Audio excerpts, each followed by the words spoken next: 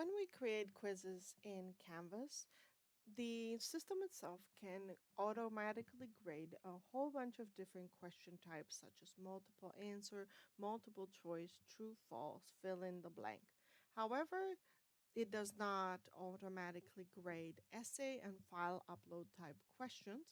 And you also have the ability to adjust or disagree with how the system itself has graded things like the multiple answer or fill in the blank questions. So we still have a SpeedGrader tool for quizzes themselves, just as we do for assignments and graded discussions.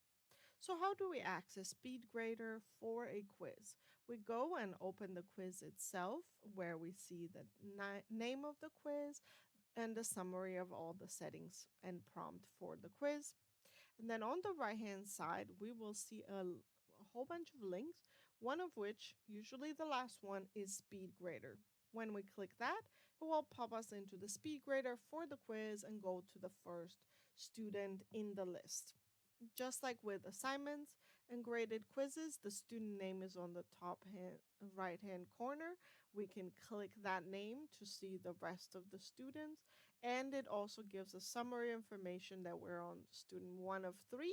In this example, it gives me an average grade for this quiz based on what I've graded so far. I can also see that I've graded 2 out of 3 students, and it gives me the name of the quiz. On the left hand side, unlike the assignment and the discussion, where we see a preview of their submission, we see a preview of the quiz questions and what they've answered. And then on the right hand side, we see if there were multiple attempts, we get to choose which submission we want to see. It defaults to go into the latest submission. The grade section is grayed out because all the grading will be done on the left hand side. So for the assignment, there were ability to provide feedback to the students on the left hand side, but all the grading was done on the right hand side in this box where it says grade out of 47. Quizzes are different. All the grading is done on the left hand side. We can also still do overall comments for that particular student on the right hand side by typing or uploading a file, or leaving a recording of our voice or of our video and voice for the students as feedback. So let's go to John's student and look at the quiz. So this has several questions in here, including a couple of questions that are essay questions and file upload questions. So these are not yet graded by the system because they are not possible to be automatically graded. So let's go through each question and cover a couple of things that we can do. So first off, we can see the grade that the system automatically gave a question. So we're looking at question 1. We can see that the system gave the student 1 point out of 2 points. And we can also see that the box with the number 1 is editable. I can go in and change this number if I disagree with what the student got for this question. I can always modify that. Then I get to see the prompt that I provided for the question. I see all the options in the question, and I then see all the ones that the student picked. This is a multiple answer question, and the student picked and has a check mark for Italy, France, and Britain. And the system has identified for me that these are correct options that they chose, and then this one is in red, is incorrect. So these 2 are the correct ones. That is incorrect. Hence, the student got 1 point. I can provide the student a comment right here and say Italy was actually an ally of Germany. So I can provide a comment for the student to give them feedback on this particular question and their answer. Then we have a second question. This is fill in multiple blanks. This student got this correctly, so they got 2 points. It shows exactly what they typed in, and because it is correct, it just says correct. But if they were wrong, it would say underneath what was the provided answer that I provided that would have been accepted as correct. So it gives me a summary of not only what the prompt is, what the student said or picked, but also what I set up as the correct answer. As we're going down this is a fill in the blank question. Again, they got this correct and is showing me the correct answer as well. And if I had more than one correct answer that would have been acceptable, it would list all of them for me. And again, for each question, I can provide comments to each question. So let's move on. This is a matching question. And again, it's showing me what the student picked for each one. And then it shows me if they answered incorrectly. So for Germany, they picked neutral, but the correct answer is the axis. So the system provides me the correct answer that I set up right in here. I don't have to remember all of this. I just can see right here. This was actually the correct answer. This is what they picked. That's why they got this wrong. Then the next question, I can see this is a fill in the blank question. And this is the reason why, this is an example of why you might choose to disagree with the system. So the student wrote submarines with the S in brackets to say that it could be submarines. And technically, this is actually an accurate response. The correct answers could have been submarine or submarines. I didn't think that any student would write the answer that way. So the system penalized the student, gave them a 0 out of 2, but it's actually a correct answer. So I can go in here and override the 0 and put in a 2. And I can even write a comment to the student. Submarines is also a correct answer.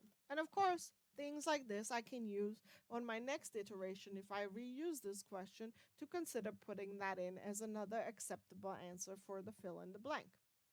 And then as I'm scrolling down for true false questions, it's showing me which one was correct, which was chosen by the student, and I can see they got 0 out of 2. For this is a numerical question, this is what the student answered.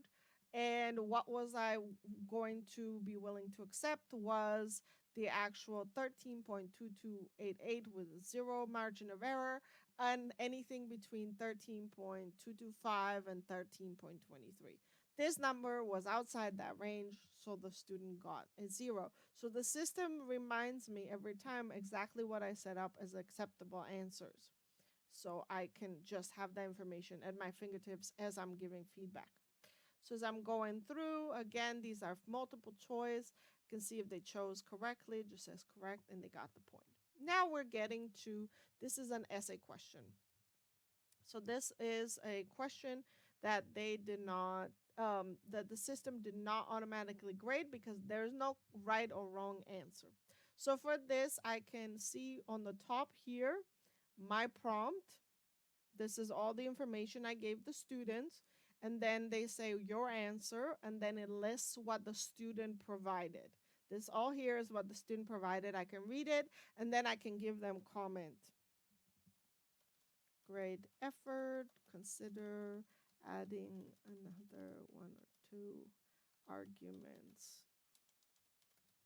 for your point. So I can leave any comments in here, and those comments will be only for this question. And then at the top here to the right of where it says question 10, I can provide them the grade. So I'm going to put 8 out of 10.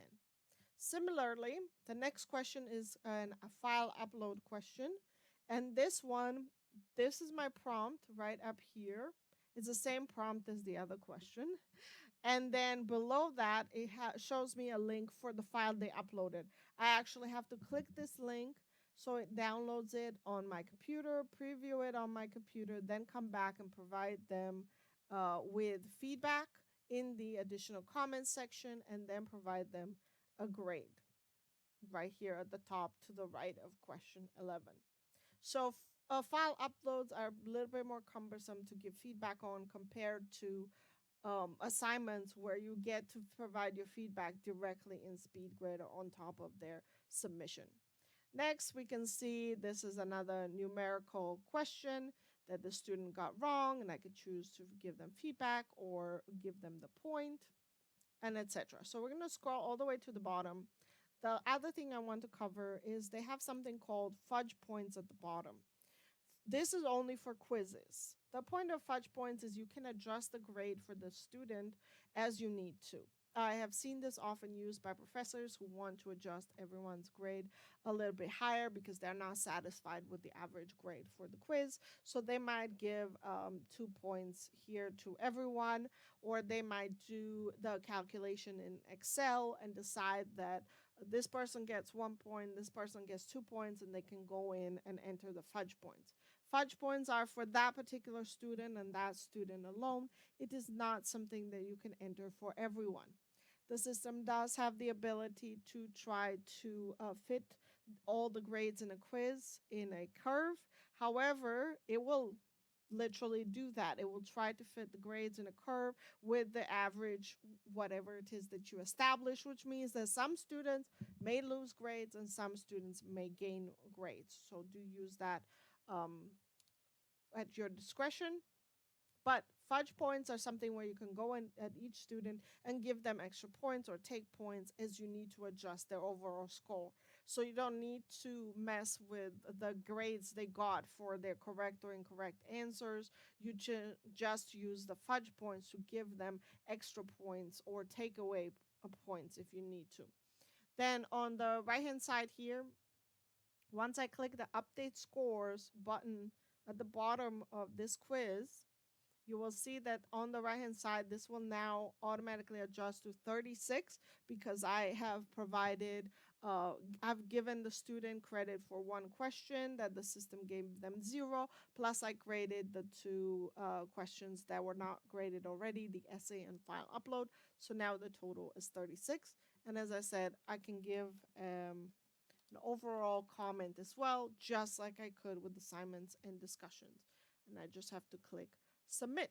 So let's see, how do the students access this feedback now? That is assuming that I'm allowing the students to see feedback. Remember when we were going over creating a quiz, you get to control if you don't want the students to see the correct answers, to see their answers in the future, then you can do that. But keep in mind that they will not be able to see all these feedbacks for their questions if you remove their ability to see their answers. So let's go to a student right here. They are in this course. We're going to click on the quiz itself. And when the student clicks on the quiz, they'll be able to see right here their current score, the kept score. So this is when we allow more than one attempt.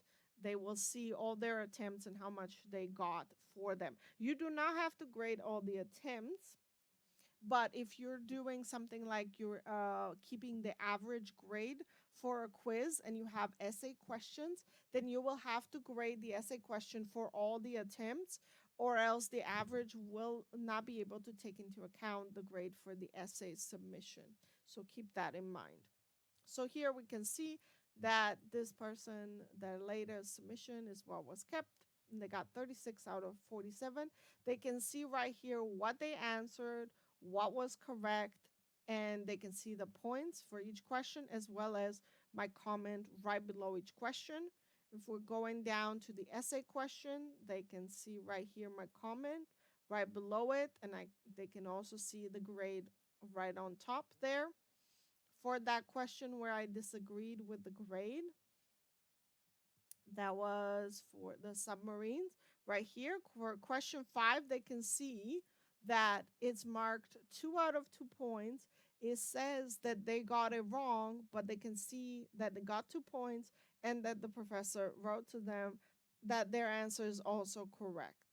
So they can still see what the system automatically graded, but they can also see that they actually got full points. So that is what happens when we adjust. And then the fudge points appear at the very bottom for them as well, where it says this quiz score has been manually adjusted by +2 points. So they can also see that information as well. Again, this is assuming that you are allowing them to see correct answers, incorrect answers, and therefore they can see the full feedback.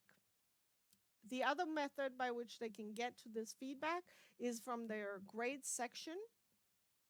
Right here, Quiz Bootcamp. It has a little dot to the left of it to tell them there's a new grade there. They can see that there are comments because there is this chat symbol to the right of the maximum amount of points. When they click that, they can see the overall comment and nothing else. If they want to see the feedback and how much they got for each question, they have to click the name of the quiz, and then it opens it up. Right here on the left hand side, they see their questions with all the grades, the feedback, what was correct, incorrect. And on the right hand side, they see the overall comments for this quiz. So this is what it looks like for the students.